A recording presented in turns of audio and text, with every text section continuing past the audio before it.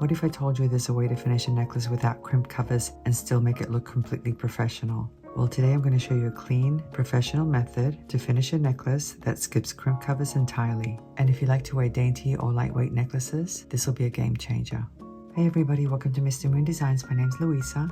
Today we're going to be making a beautiful porcelain and jasper necklace using the beads that came in Didi's Deluxe bead box for the month of November. I'm going to be showing you how I completely hide a crimp tube inside a small, big hole bead, which means you won't have to use crimp covers. Now, if you're not familiar with Didi's Deluxe bead box, I'll leave some information down below in the description section of this video, along with a link to the website and a coupon code in case you're interested. And if you missed out on buying the box, you can still make this project. You can use this hack that I'm going to show you with all kinds of beads and designs, as long as they're small and lightweight. As you can see, this gorgeous necklace features Delft Style Porcelain beads, as well as some faceted jasper beads. And while the design is classic, the real secret is in the way I finished it off. The no crimp cover method involves hiding the crimp tube inside a bead at the point where the chain attaches. And this is a fantastic hack for lightweight necklaces and bracelets, but since we aren't using wire guards, I don't recommend this for heavy pieces. But for your delicate everyday jewelry and dainty pieces, it creates a clean, high-end look.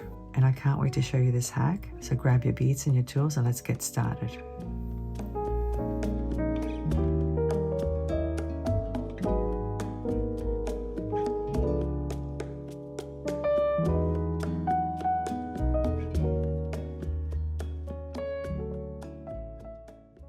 Here are the beads I'm going to be working with today. Like I said in the intro, today's video is more about technique and not design, but as you can see, these beads are absolutely gorgeous. They came in Didi's Deluxe bead box for the month of November 2025, and I did do a complete jewelry set back in November.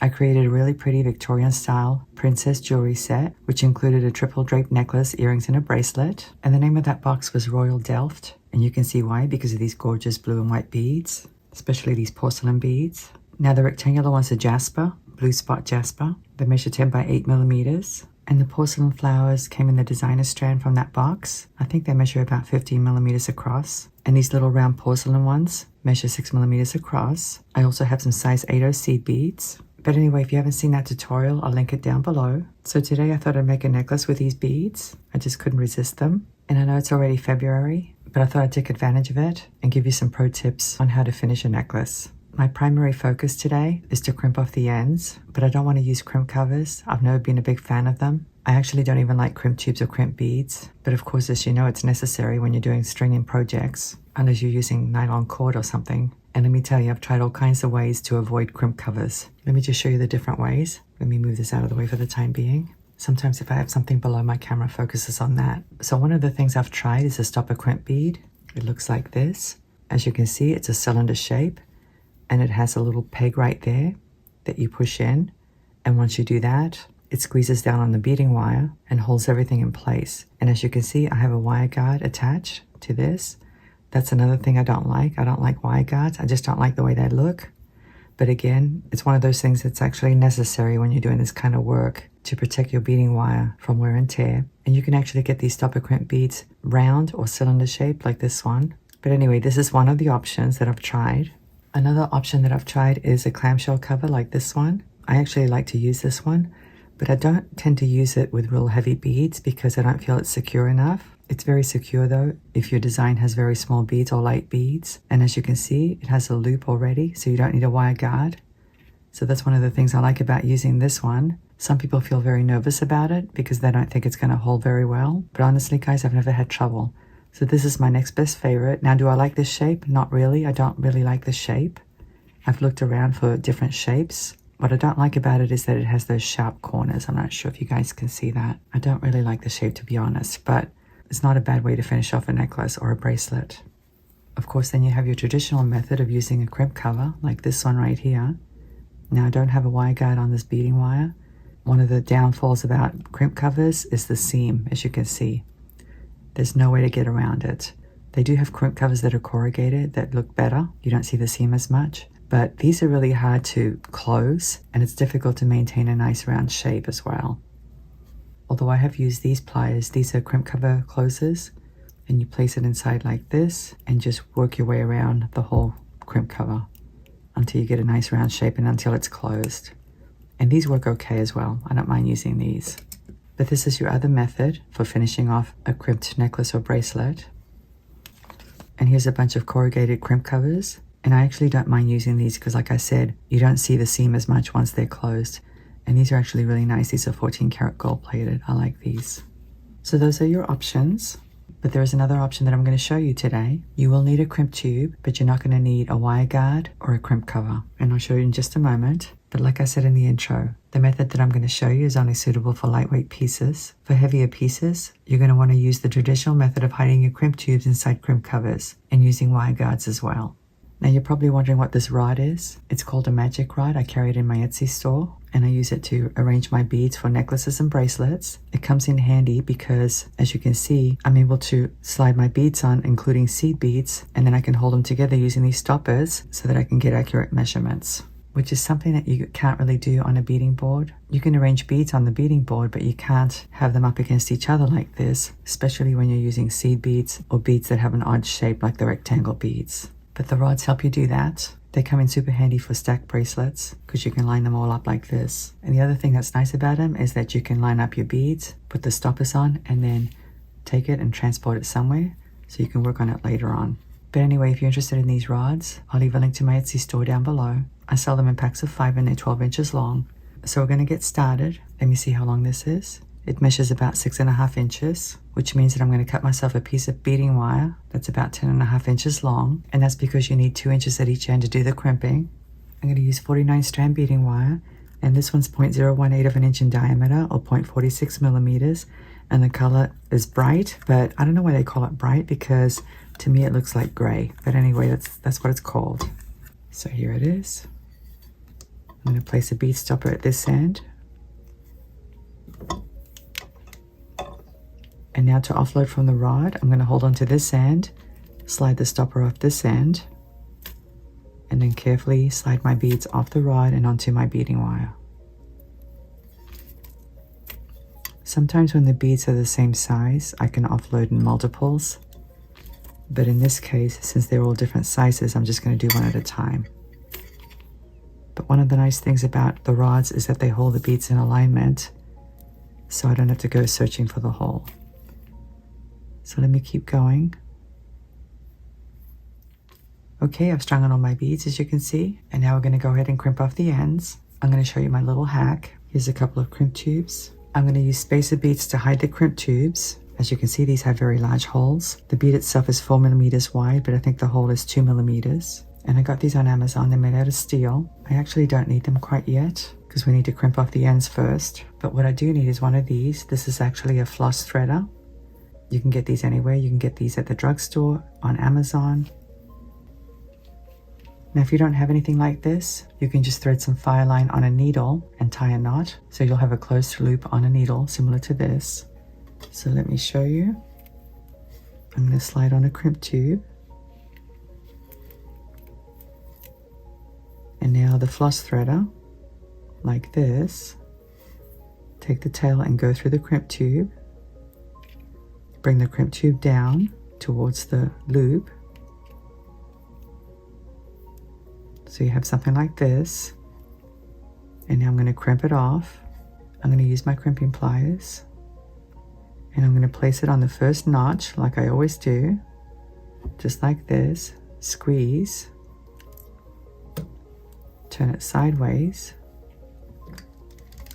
Place it in the second notch from the tip, like this, and squeeze. And then use the tip to tighten it up.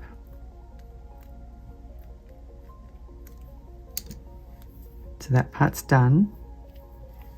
And now let me slide my beads down onto the tail, a couple of them.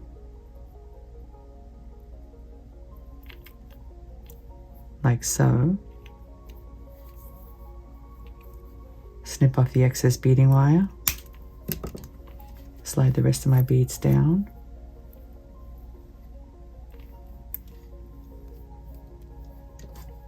And let me do this end.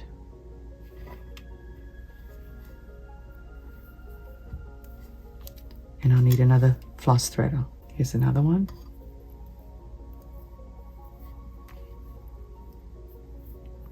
Feed the tail through the crimp tube.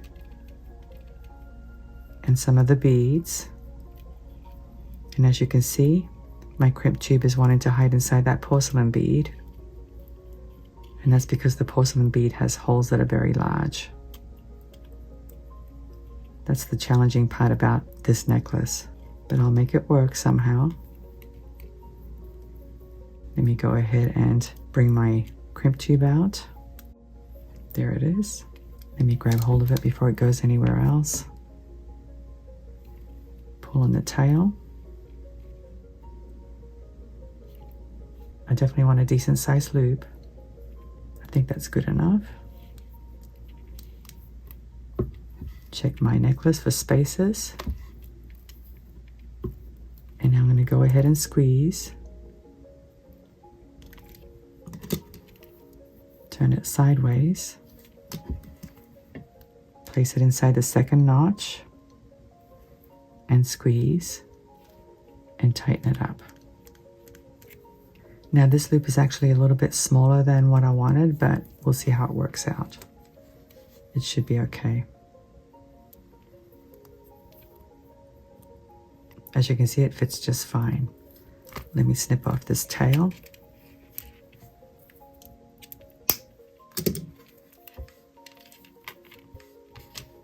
I'm going to slide a jump ring in through that loop, and this jump ring measures about 5 millimeters in size.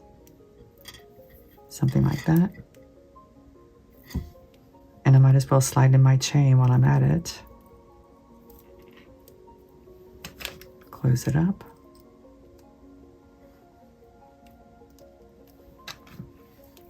Cut off this floss threader, I don't need it anymore. And look at that. Doesn't that look good? It's definitely very neat. A lot better than using crimp covers. Let me do this end. You definitely want to find spacer beads with large holes like this one. Slide it down. There we go. Let me get a jump ring and a piece of chain as well.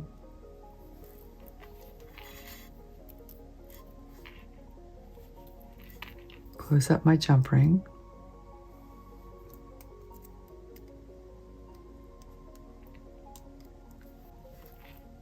Snip off the floss threader.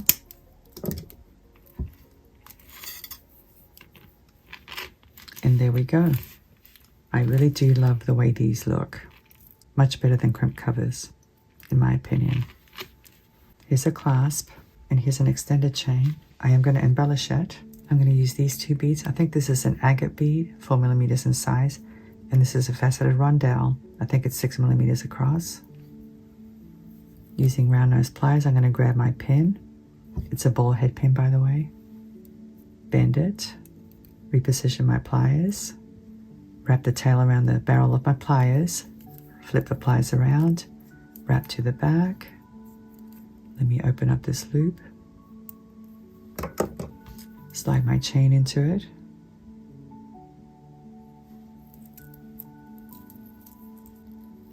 Like so. I'm going to use my crimping pliers to grab that loop. I like using these because they have very skinny tips. And now using these, I'm going to grab the tail and do a couple of wraps. Let me cut off the excess pin. Tuck that little end in.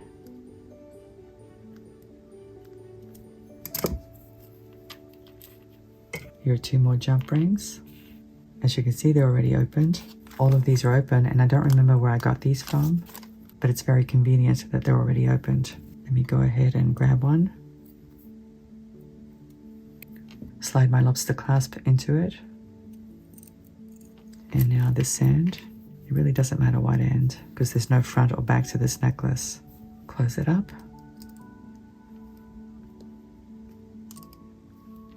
And now let me grab this jump ring. Slide the extended chain into it. And this end.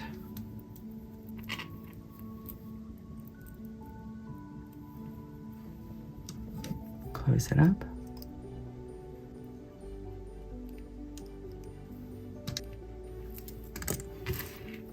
And that's it. Super easy. I like easy projects. And I like this hack. It's definitely less stressful than crimp covers in my opinion, and much more attractive. But anyway, before I model this, I'm going to take this necklace to the mirror and see if I need to shorten that chain or not. I think it should be okay, but I'm not going to know until I try it on, so I'm going to do that next. So anyway guys, I hope I've given you some tips, and I hope you can try this hack yourself. Please stick around till the end because I'm going to model the necklace for you. Thank you so much for watching. I'm looking forward to seeing you again. Have a great day, and I'll see you next time. Bye.